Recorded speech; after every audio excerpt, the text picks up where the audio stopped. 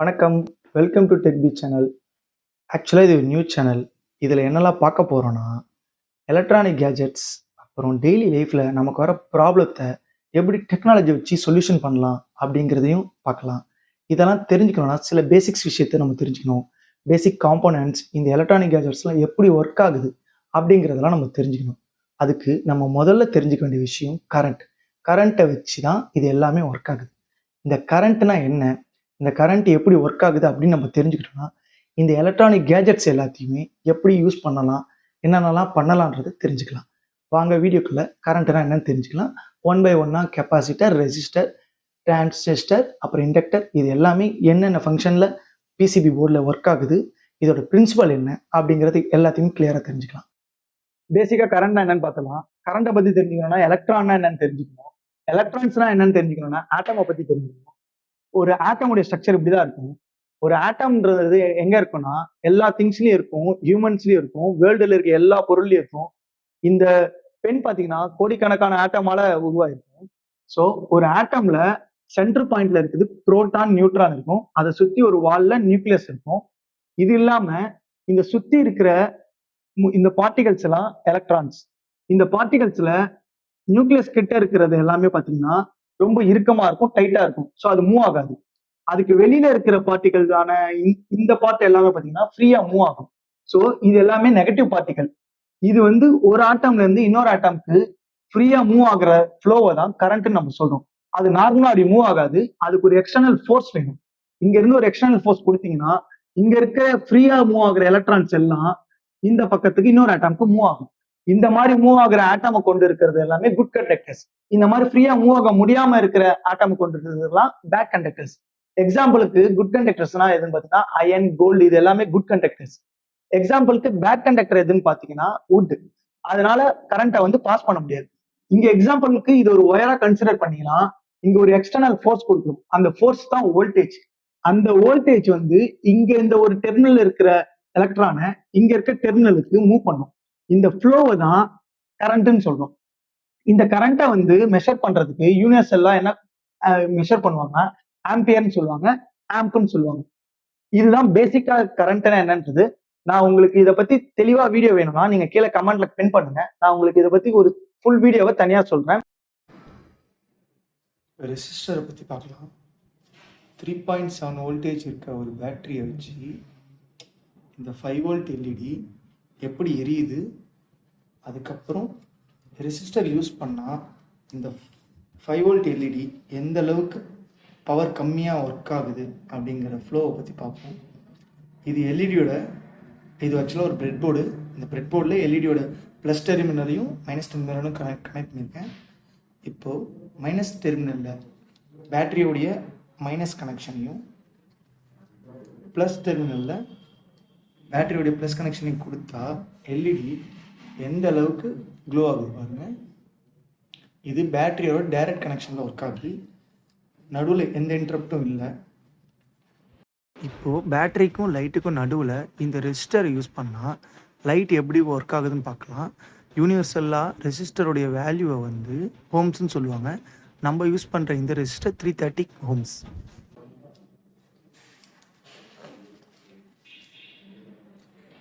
இப்போ இந்த ரெசிஸ்டர் மூலியமாக தான் இப்போ இந்த எல்இடி எரிஞ்சால் எப்படி ஒர்க் ஆகுது பாருங்க. ஃபஸ்ட்டு இருந்த க்ளோவுக்கும் இப்போ இருக்க க்ளோவுக்கும் கொஞ்சம் வித்தியாசம் இருக்குது. அதை வீடியோவில் பார்க்க முடியல, பட் இருந்தாலும் தெரிஞ்சதுன்னா கமெண்ட் பண்ணுங்கள்.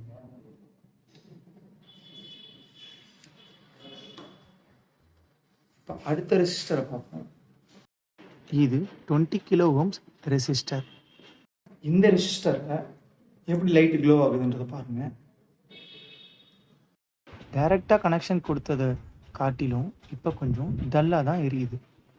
ஏன்னா இதில் இப்போ எலக்ட்ரானோடைய ஃப்ளோ வந்து ரொம்ப கம்மியாக தான் போகும். அதனால தான் லைட் வந்து கொஞ்சம் டல்லாக எரியுது. எலக்ட்ரானோடைய ஃப்ளோ கம்மியான உடனே லைட்டுடைய பவரும் கொஞ்சம் கம்மியாகவே தெரியுது. அடுத்து நம்ம 470 கிலோ ஓம்ஸ் ரெசிஸ்டர் யூஸ் பண்ணால் லைட் எந்த அளவுக்கு பவர் கம்மியாக எரியுதுன்னு பாருங்கள்.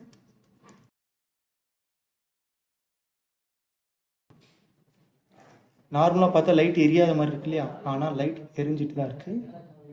இப்போ தெரியும் பாருங்கள், லைட்டுடைய சென்டர் பாயிண்டில் பார்த்தீங்கன்னா ஒரு ப்ளூ கலர் சின்ன டாட் வந்துருக்கு.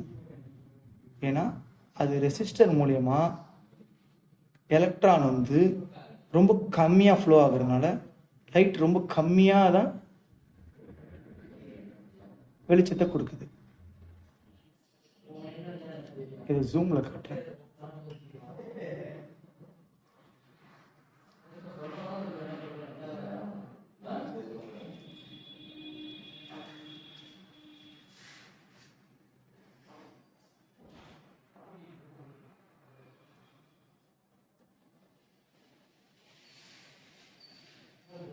இப்படி தான் ரெசிஸ்டர் வந்து பிசிபி போர்ட்லேயும் சர்க்கியூட்ஸ்லேயும் ஒர்க் ஆகுது.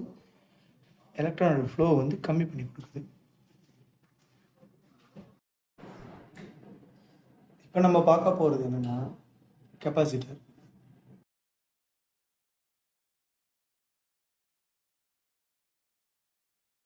இங்கே எப்படி இப்போ எல்இடி பல்ப் வச்சோமோ அதே மாதிரி இந்த இடத்துல நான் கெப்பாசிட்டரை வைக்கிறேன்.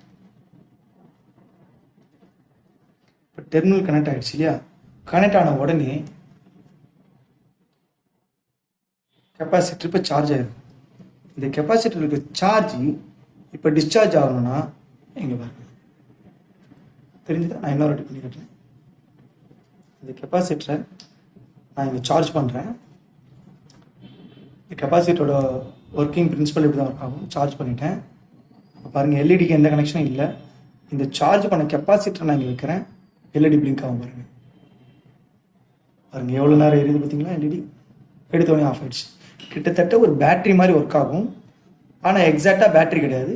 இது கரண்ட்டை இன்னும் பியூரிஃபை பண்ணி கொடுக்கும். கரண்ட்டை கொஞ்சம் ஸ்டோர் பண்ணி சென்ட் பண்ணும். 2 டைப் ஆஃப் கெப்பாசிட்டர் இருக்குது. ஒன்று பொலாரிட்டி, இன்னொன்று நான் பொலாரிட்டி. பொலாரிட்டி இருக்க எல்லாத்துலேயும் இந்த மாதிரி ஒரு மார்க் கொடுத்துருப்பாங்க. அது என்னென்னா இதோட எந்த டெர்மினல் வந்து மைனஸ் அப்படின்றதுக்காக இந்த மார்க் இருக்க சைடு மைனஸ், அது இல்லாமல் எவ்வளோ வோல்டேஜ் வரைக்கும் தாங்குன்ற டீட்டெயிலும் கொடுத்துருப்பாங்க. இதோட யூனிட் யூனிவர்சல்லாக மைக்ரோ ஃபேரட் அப்படின்னு சொல்லுவாங்க. டயோடு வந்து எப்படின்னு பார்த்தீங்கன்னா ஒரு ஒன் வே ரோடு மாதிரி.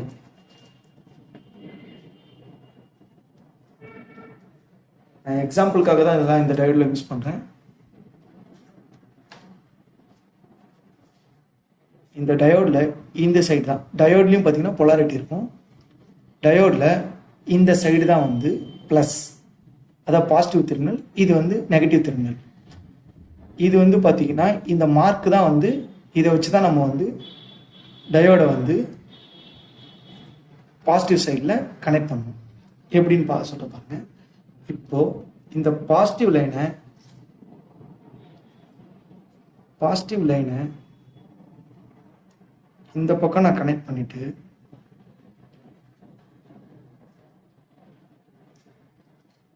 இந்த பாசிட்டிவ் லைன் டெர்மினலை எடுத்து இங்கே ஃப்ளோ பண்ணால் லைட் வந்து எரியும்.